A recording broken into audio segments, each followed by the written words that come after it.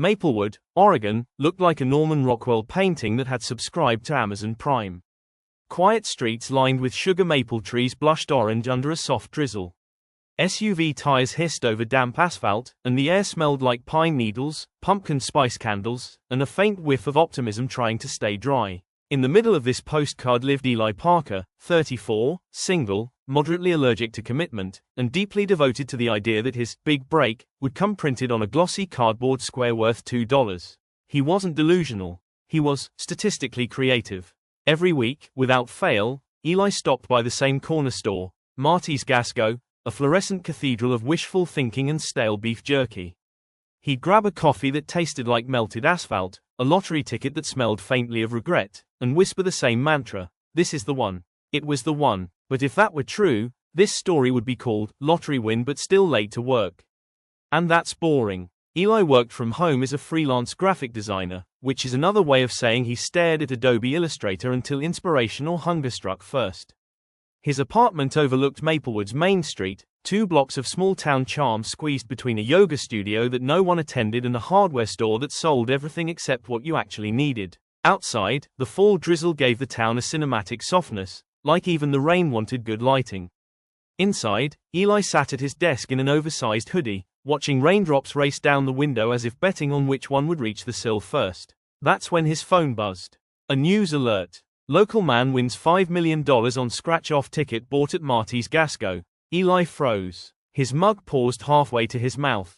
Same store, same ticket, possibly even the same time. And just like that, hope returned, inconveniently caffeinated and wildly uninvited. A graveyard of half-finished designs and motivational sticky notes. Work smarter. Believe in yourself. You still have to pay rent. Eli's internal monologue was practically audible. Did I pick the wrong ticket? Did Marty hand me the loser pile again? He replayed the moment in his mind, the counter, the glare, the 3-second pause where Marty had said, left or right. Eli had pointed right. The winner must have been left. And that's the thing about life, sometimes destiny stands 3 inches away, holding a better scratch off. Eli's disappointment grew theatrical. He slumped back in his chair, coffee sloshing dangerously. If I'd just, he muttered, stopping himself because no one likes the guy who argues with hypotheticals. But fate wasn't done messing with him. That afternoon, Eli trudged to Marty's Gasco anyway. Rain beaded on his jacket as the bell above the door jingled its judgment. Marty, gray hair, eternal grin, looked up from counting quarters. Hey, big spender, Marty called. Eli managed a weak smile. He wasn't mad at Marty, he was mad at math. He bought another ticket, scratched it at the counter, and revealed a heart-crushing, try again. The universe whispered, oh, we're just getting started. Outside, he noticed something new. A chalkboard sign propped in front of the cafe next door. Been there, done that. The sign read, free coffee for anyone WHO lost something today. Eli stopped. Lost something? Oh, he'd lost all right. $5, some dignity, and a brief but meaningful relationship with probability. He walked in. The bell chimed again, this time less judgmental, more welcome to your side quest. The cafe was warm, humming with indie folk music and the scent of espresso therapy. College kids typed like their GPA depended on it, retirees debated politics they didn't fully understand, and the barista, a woman in her late 20s with tortoiseshell glasses and an ironic caffeine therapist apron, smiled when she saw him. She didn't know him, but she knew the look, someone negotiating with fate. Eli pointed at the sign. I think I qualify, he said. She grinned. Congratulations. You've earned our most exclusive prize, a free cup of coping. She handed him a steaming latte, topped with perfect foam art shaped suspiciously like a middle finger wrapped in a heart. That's when Eli realized something crucial. This coffee was objectively better than the one from Marty's. And somehow, it tasted like the universe's apology. Outside the cafe window, the drizzle thickened into silver streaks, and Maplewood's rhythm slowed. The narrator might have said the rain symbolized cleansing, renewal, or the IRS washing away Eli's dreams, but mostly, it was just Oregon being Oregon. Eli sat by the window, sipping his victory coffee, watching pedestrians navigate puddles like a low-stakes ballet. And somewhere between sip 2 and 3, he laughed. A genuine, self-aware laugh. The kind that comes when you realize life's cosmic joke is on you, and you're okay being the punchline. Because here's the thing, the coffee shop had a raffle jar on the counter. A simple note read, win a month of free coffee, Enter with your name. Eli tossed in his name for fun. You know, because what are the odds? But that's tomorrow's story. For now, he just sat there, warm coffee, dry socks, and the faint sense that losing $5 million might have saved him from a whole lot of nonsense. Sometimes you think you missed the jackpot, but really, you just dodged the paperwork. The camera pulled back, Maplewood glowing through the drizzle, neon reflections stretching across wet asphalt. And if you listen closely, the rain doesn't sound like failure. It sounds like a reset. Fade out. The next morning in Maplewood felt like someone had turned the saturation up a notch. The drizzle had paused, the streets glowed from last night's rain, and a faint smell of cinnamon from the bakery across the street drifted through town like good gossip. Eli Parker woke up without an alarm, mostly because his phone was still charging in the kitchen. The previous night's disappointment had faded into something softer, like a bruise you can laugh about. He brewed his own coffee this time, a silent rebellion against fate. But it didn't taste right, too bitter, too ordinary. Maybe that cafe's free cup of coping had ruined him for regular caffeine forever. Some people chase wealth. Eli chased flavor and closure. So, naturally, he wandered back to being there, done that. Eli walked through the crisp autumn air, hands in hoodie pockets, hood half up. The sidewalks gleamed. The trees looked smugly golden.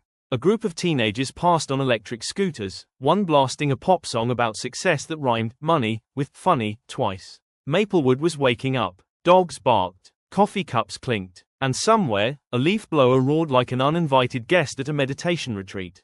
Inside the cafe, things were alive. The same barista, whose name tag now read, Tess, yes, I remember you, waved as Eli entered. He smiled awkwardly, the universal face of, I didn't expect to be recognized, but now I have to commit to it. Narrator smirking, fate might not hand you $5 million, but it does hand you free refills. Tess pointed to the counter. Oh, and by the way, you might want to check that raffle jar. Eli blinked. The jar, now filled with hundreds of hopeful little slips, had a sticky note taped to it that said, Winner, Eli Parker. Congratulations. He froze. It took a full 3 seconds for the irony to register. The narrator let the silence breathe, cinematic pause, slow zoom on Eli's face. He'd lost the lottery but won free coffee for a month. Life, it seemed, had a sense of humor worthy of a writing credit. Eli chuckled, shaking his head as Tess slid a fresh latte across the counter. The foam art this time. A smiley face wearing sunglasses. It's not millions, the narrator said, but it's a start. Eli at the cafe every morning, laptop open, designing logos while sipping his prize. Tess writing sarcastic quotes on the chalkboard each day. Today's good mood is sponsored by caffeine and lowered expectations. You can't buy happiness, but you can win it accidentally. He became part of the Maplewood morning rhythm. The regulars noticed him. The old man who read newspapers offered unsolicited life advice. A college girl asked about fonts. A golden retriever tried to steal his muffin. Somewhere between latte 12 and 16, Eli realized his luck had changed. Not because of the coffee, but because of how he started showing up. Turns out, sometimes the prize isn't what you scratch off, but what you stumble into while trying to forget about it. He started designing a new logo idea, inspired by the cafe itself. Bold letters, steam rising into the shape of a heart. It looked clean, honest, sincere. When Tess saw it, she laughed. That's better than our current one. We should use it. He shrugged, pretending not to care, which, in cinematic language, meant he cared deeply. Within a week, Tess actually did use it. The cafe rebranded. Business grew. People tagged it online. And suddenly, Eli was getting freelance inquiries again. Autumn deepened. The leaves turned copper, the mornings colder. Maplewood's town fair returned, pumpkin contests, pie stalls, and a band whose name sounded like a password, Rusty Trailer Revival. Eli and Tess worked a small cafe booth there. Her idea, his design, free coffee samples for passersby. The same old folks who used to scratch tickets at Marty's now lined up for espresso shots instead. And for once, Eli didn't feel like the background character in his own story. Later that evening, as the fair lights glowed and laughter echoed across Main Street, Eli wandered past Marty's Gas Go Again. Same sign, same hum, same rack of lottery tickets that had once promised too much. He stopped, just for nostalgia. Marty waved. Back for revenge. Eli smiled. Nah, I already won. He bought a bottle of water instead. Narrator smiling through the words. That's how you know character development's real, when hydration becomes more appealing than delusion. He turned, looked across the street, and saw Tess locking up the cafe. She waved. He waved back. Simple, subtle, cinematic.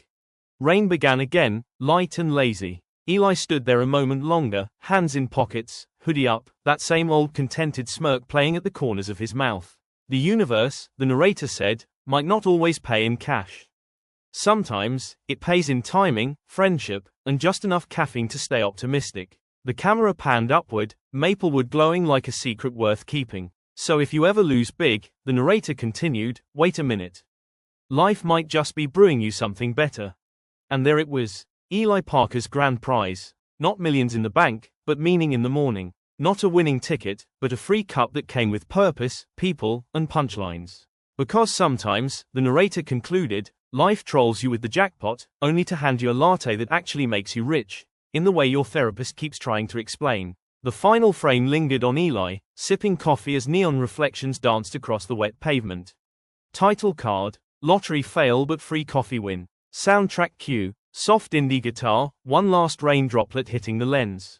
Like and subscribe if you want to be happy and motivate.